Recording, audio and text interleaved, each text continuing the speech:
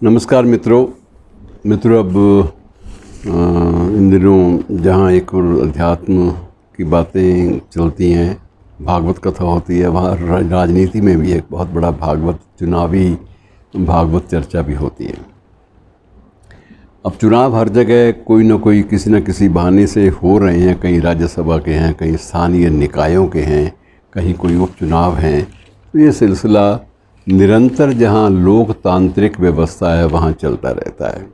इनमें सबसे महत्वपूर्ण, यद्यपि अधिकारों की दृष्टि से देखें तो इतना महत्वपूर्ण नहीं है, लेकिन अगर शिखर पुरुष का चुनाव उस दृष्टि से देखें तो ये सबसे महत्वपूर्ण चुनाव है।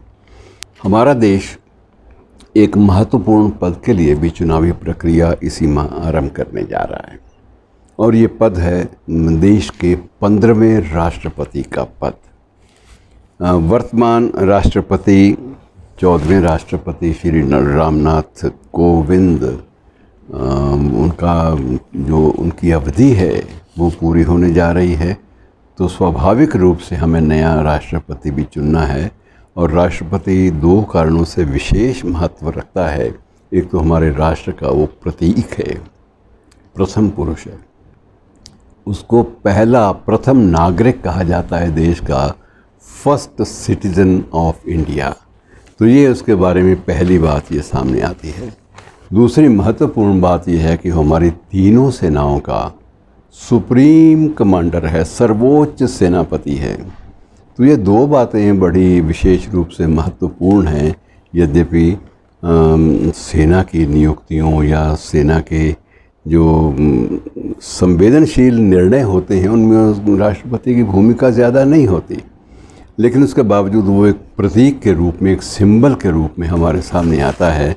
और जब भी संसद का बजट सत्र आरंभ होता है तो उसमें सबसे पहले संभाषण राष्ट्रपति का होता है। राष्ट्रपति, जो भी सरकार सत्ता में है वो राष्ट्रपति की सरकार मानी जाती है, और राष्ट्रपति अपनी सरकार की नीतियों और कार्य दर्शन, फिलॉसफी ऑफ वर्क, इन दोनों चीज़ों के बारे में राष्ट्र को संबोधित करता है हर वर्ष बजट सत्र के पहले दिन। और ये सबसे बड़ा प्रयास ये होता है कि यद्यपि बीच में संसद में हंगामा चलता रहता है, लेकिन राष्ट्रपति का जिस दिन प्रतिवेदन हो, संभाषण हो, उस दिन किसी प्रकार का जो रोक टोक की जो बातें हैं वो ना हो, उसको यथासंभव उसकी गरिमा को बनाए रखा जाए।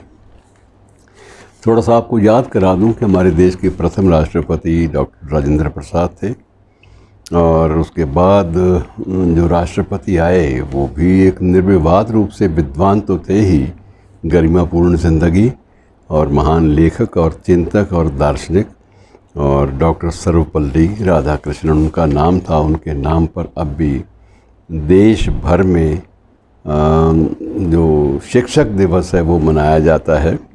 इसी प्रकार से इसी प्रक्रिया में डॉक्टर ज़ाकिर हुसैन थे, श्री वेंकट गिरी, वराह गिरी, ये भी थे, वीवी गिरी जिन्हें बोलते हैं छोटा करके, फ़खरुद्दीन अली अहमद साहब थे, ज्ञानी जैल सिंह थे, नीलम संजीव रेड्डी थे, और ये सिलसिला Shri R Narayanan, doctor Shankar Dayal Sharma, R Venkataraman और APJ अब्दुल कलाम, इन सब पर चलता रहा। और प्रणब मुखर्जी भी इसमें राष्ट्रपति पद पर आसीन हुए, और उनसे पहले एक महिला के रूप में श्रीमती प्रतिभा पाटिल भी इस पद पर रहीं।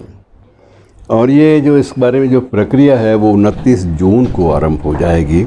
उस दिन ये नामांकन जो है वो भरे जाएंगे, और ये जो नामांकन है ये तो उसके बाद प्रक्रिया, नाम वापस लेने की तिथि है, फिर मतदान होता है, और मतदान के बाद 21 जुलाई को यह देश अपना 15वां राष्ट्रपति चुन लेगा, उसके नाम की घोषणा हो जाएगी 21 जुलाई को। बहुत दूर नहीं है सारा सिलसिला, और निकट भविष्य में ही हम लोग इस महत्वपूर्ण शिखर पद पर एक नई विभूति को देखेंगे, उनकी चर्चा होगी।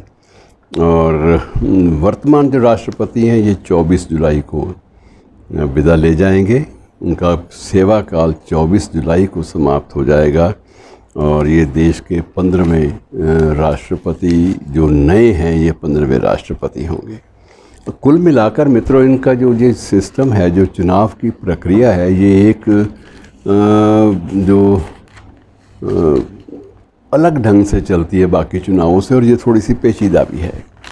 पेचीदगी इसमें यह है कि इसमें कुल जो मतदाता होते हैं वो तो 776 तो सांसद हैं हमारे। ये सांसदों में 2 वर्ग हैं, राज्यसभा और लोकसभा के सदस्य, और 4120 के लगभग विधायक। लगभग इसलिए कह रहा हूँ कि कुछ ना कुछ कहीं उपचुनाव होना होता है या कुछ और, तो 4120 अधिकृत रूप से आंकड़ा है जो इसमें चुनाव में भाग लेते हैं, और 776 पार्लियामेंटेरियन सांसद भाग लेते हैं। अब अलग अलग क्षेत्रों के एमपीज़ का, अर्थात सांसदों का, अलग अलग वोटर मूल्यांकन होता है। वोटर, उनका वोट जो है उनका, वो अलग अलग, उसकी वैल्यूएशन अलग अलग होती है। अब एक निर्वाचन मंडल कुल मिलाकर सारा का सारा, ये निर्वाचन मंडल मैंने आपको बता दिया कि 4120 विधायक और 776 सांसद, इनके कुल जो मिलाकर जो वोट हैं, जब उनका वोटों का जब आकलन होता है कि वैल्यू क्या है वोटों की, तब ये होता है कि ये 10,98,803 वोट जो हैं, ये उनका मूल्यांकन है। ये इनके वोटों का जो मूल्य है, एक एक वोट करके गिना जाए, क्योंकि कहीं कहीं पार्लियामेंट के मेंबर जो हैं, संसद के सदस्य, उनका वोट जो संख्या है वो 700 है। उनका जो संख्या है उनके अधिकार क्षेत्र की, वो 700 वोटों के बराबर है एक व्यक्ति की।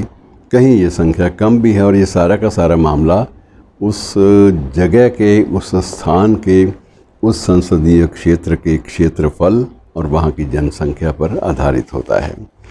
और जो भी प्रत्याशी जीतेगा, जो 15वां राष्ट्रपति होगा, उसको इस 10,98,803 मूल्यों वाले जो मतदाता हैं, इनमें से 5,49,442 वोट लेने होंगे जीतने के लिए, घोषित करने के लिए।